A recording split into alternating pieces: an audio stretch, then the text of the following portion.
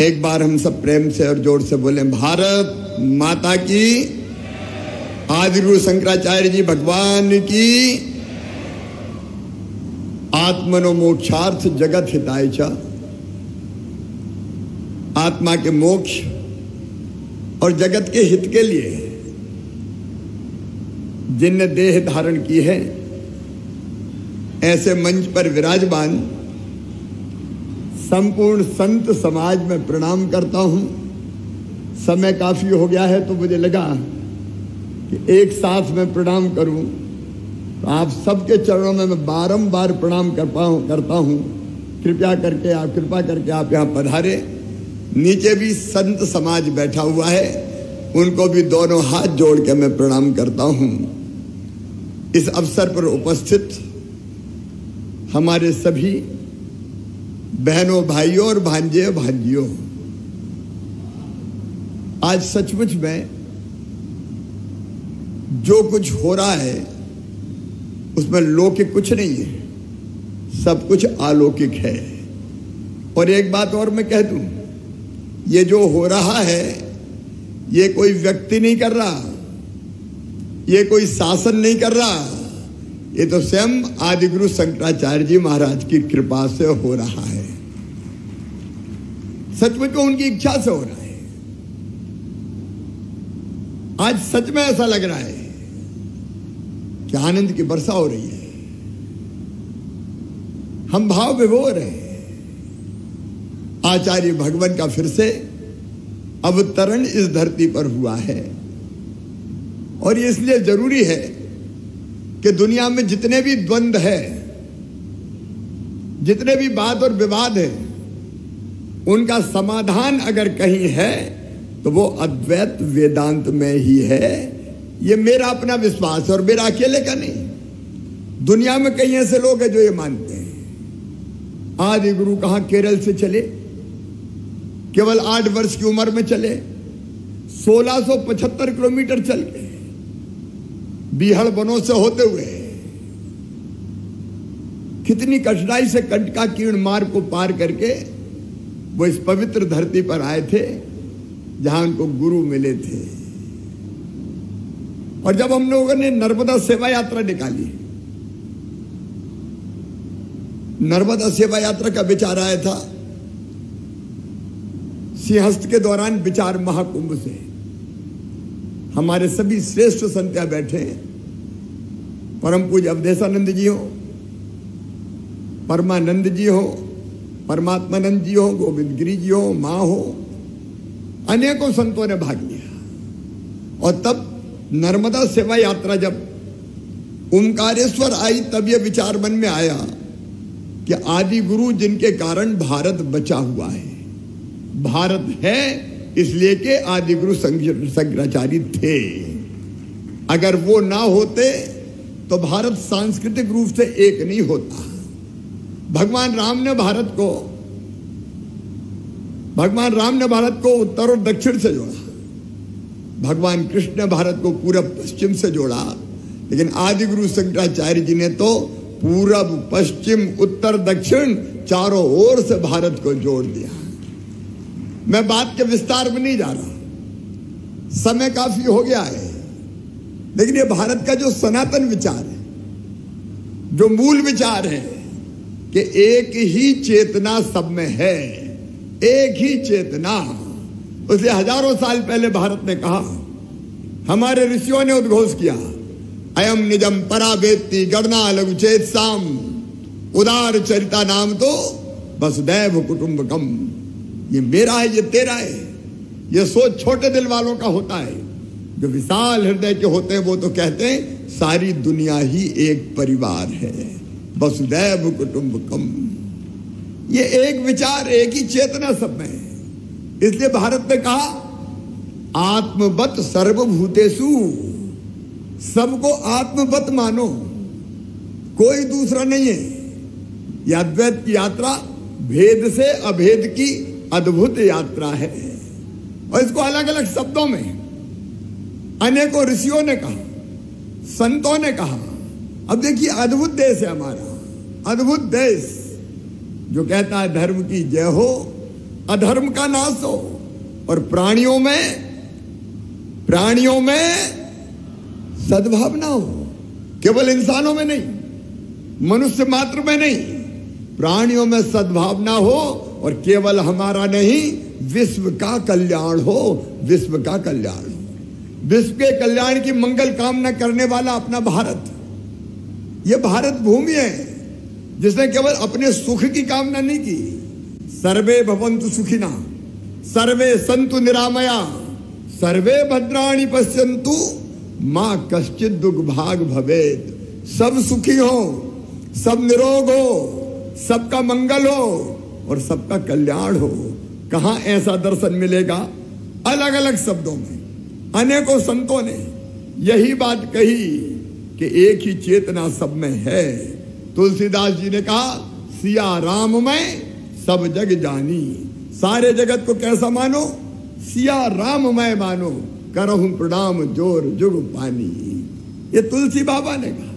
कबीरदास जी ने कहा, साहब तेरी साहबी, साहब तेरी साहबी, हर घट रही समाए, जैसे जो मेहंदी के पात में लाली लखी ना जाए। कबीरा कुआ एक है, पानी भरे अनेक, बर्तन में ही भेद है, पानी में सब एक।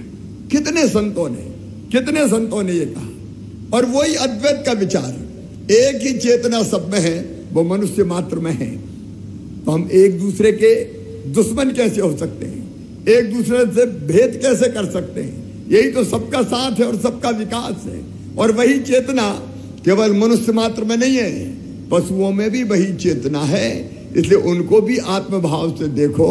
आप देखिए, हमारे यहाँ 10 अवतार हुए, 10 अवतार, उनमें से 3 अवतार पशु के रूप में ही हुए, 12 मत्स्य और कूर्म अवतार, और 14 नरसिंह अवतार, आधे मनुष्य और आधे पशुओं के रूप में, आधे पशु के रूप में। इसका संकेत क्या है? इसके पीछे भाव क्या है? हमारे जितने देवता हैं उनके वाहन आप देख लीजिए, भोले शंकर, औगरदानी, फक्कड़ बाबा। भगवान शिव नंदी पे विराजते हैं।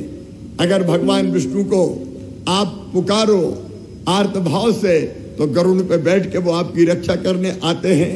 नर्मदा मैया मगर की सवारी करती है तो लक्ष्मी जी उलूक पे विराजती है। गणेश सब चल रहा है, गणेश जी का वाहन मूषक है। इसका भाव क्या है? पशुओं को भी आत्मभाव से देखो, सब में वही है, केवल पशुओं में नहीं।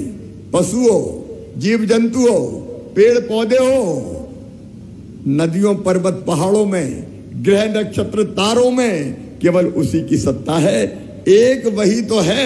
और इसलिए हमारे यहाँ का सर्वम खलविदम ब्रह्म, सब जगह जो जड़ और चेतन है वो ब्रह्म ही है। आप कल्पना करके देखिए, ये भाव अगर सबके मन में आ जाए तो कहां फिर युद्ध बचेंगे?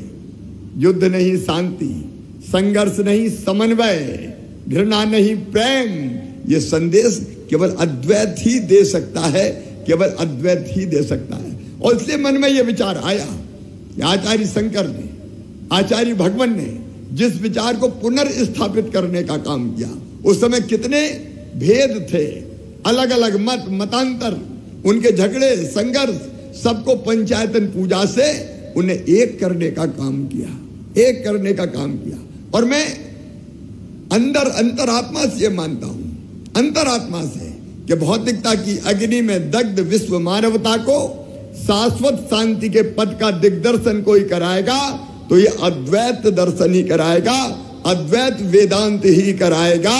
और कोई दूसरा मार्ग दुनिया के पास नहीं है, और कोई दूसरा मार्ग दुनिया के पास नहीं है। और इसलिए मन में यह विचार आया कि आचार्य भगवान, जिनके कारण आज भारत है, जिनके कारण आज सनातन है, उन आचार्य भगवान की प्रतिमा, जब हम ओमकारेश्वर आए उस समय तो छोटी प्रतिमा थी, तब मन में आया कि एक विशाल मूर्ति आचार्य भगवान की यहाँ स्थापित की जानी चाहिए।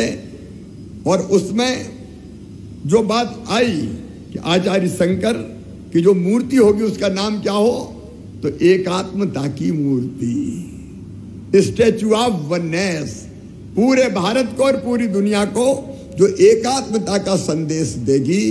और ऐसी भव्य मूर्ति, दिव्य, सचमुच में आज तो मैं खड़ा हुआ तो मैं देखते ही रह गया। ऐसा लग रहा था जैसे आचार्य भगवान एक टक देख रहे हो और सब पर आशीर्वाद की वर्षा कर रहे हो, सब पर आशीर्वाद की वर्षा कर रहे हो। ये अद्भुत केंद्र बनेगा संतों की कृपा से, आचार्य भगवान की इच्छा से ये अद्भुत केंद्र बनेगा। एकात्मता की मूर्ति स्थापित हो गई है। इसके बाद अद्वैत लोक का हमने भूमि पूजन कर दिया है। मेरे मन में यह भाव था कि आने वाली पीढ़ियां अद्वैत है क्या ये जाने, और इसलिए हम कोई ऐसी रचना करें कि एक सिरे से अगर हमारे बच्चे हो, नौजवान हो, वो घुसे और दूसरे सिरे से निकले तो अद्वैत दर्शन उनके दिमाग, मन, मस्तिष्क और आत्मा में बैठ जाए।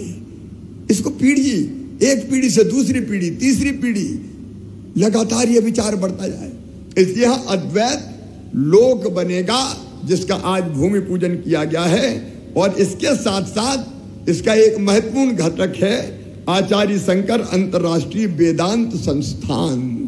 ये अद्वैत का सिद्धांत दुनिया भर में जाना चाहिए और दुनिया के अनेकों फिलासफर ये मानते हैं।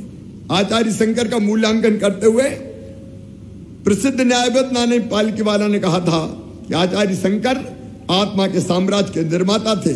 अब तक विश्व के किसी भी देश में जन्मे 10 सर्वश्रेष्ठ महापुरुषों की सूची बनाई जाए तो उसमें आदि शंकराचार्य का नाम सबसे ऊपर होगा, शीर्ष पर होगा। फ्रांस के सुप्रसिद्ध उपन्यासकार और विचारक आंद्रे मालाराक्स का विश्वास था कि आचार्य शंकर का विचार दर्शन भगवत गीता और उपनिषदों को लेकर उनके उपदेश स्वतंत्रता प्राप्ति के बाद भारत का पथ प्रदर्शन करेंगे। एक नहीं, अनेकों चिंतक और विचारक जो दुनिया भर के हैं, उन्होंने इस दर्शन को श्रेष्ठ माना। इसलिए विचार भारत के जन जन के मन में जाए, बच्चों के, बूढ़ों के, नौजवानों के जीवन में भी आए और दुनिया भर में हमारा अद्वैत वेदांत फैले। इसलिए आचार्य शंकर अंतर्राष्ट्रीय वेदांत संस्थान, यहाँ गुरुकुलों का, जहाँ पढ़ने, अद्वैत की शिक्षा लेने देश और दुनिया भर से कई विद्यार्थी आएंगे और अद्वैत में दीक्षित होकर दुनिया भर में शांति की स्थापना करने का काम करेंगे। एक अद्भुत, ये तो ज्ञान भूमि है आचार्य भगवान की, ज्ञान भूमि। जहां उनको गुरु मिले थे, यहां से ज्ञान का प्रवाह लगातार संपूर्ण विश्व में होता रहेगा, संपूर्ण विश्व में होता रहेगा। इसी की रचना अब यहां होनी है। अभी हम लोगों ने कई कार्यक्रम शुरू किए हैं। एक है अद्वैत जागरण युवा शिविर।